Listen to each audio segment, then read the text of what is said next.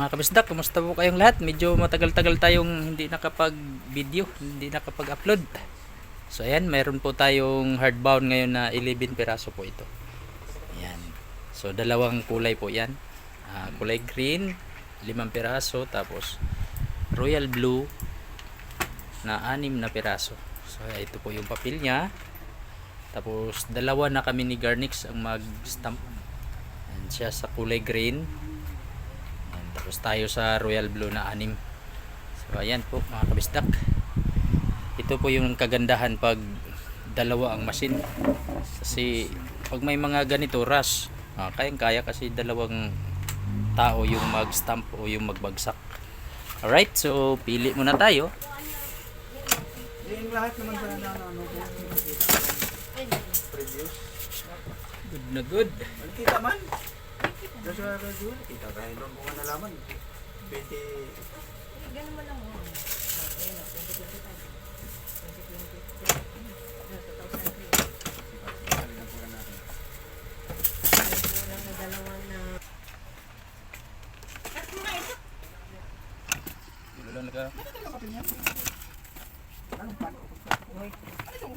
Hindi nga madilaw-dilaw yung dilig ko yan. Dapat kalidad tayo, di ba? May kalidad. Quality. Quality tayo, quality. Quality, ano sabi sa ano mo? Quality. Tulad nun. Repair. For quality. 5 piraso yung kay Garnix oh. Yan sa atin. Tapos na yung sa atin, yung kay Garnix hindi pa.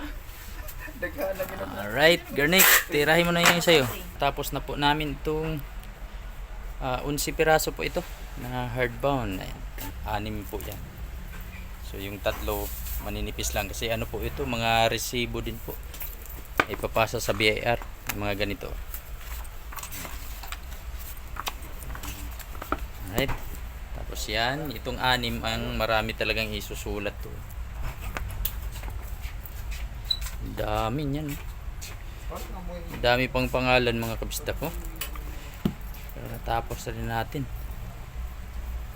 Si Garnix ang nag-stamp. Napakaganda na ng plastic oh. Yung iba kasi mag-plastic talagang kulubot sa amin oh. Walang kakulubot-kulubot. Napakakinis tingnan mga kabisdak. Akala mo walang plastic pero may plastic po yan oh. Alright, napakaganda.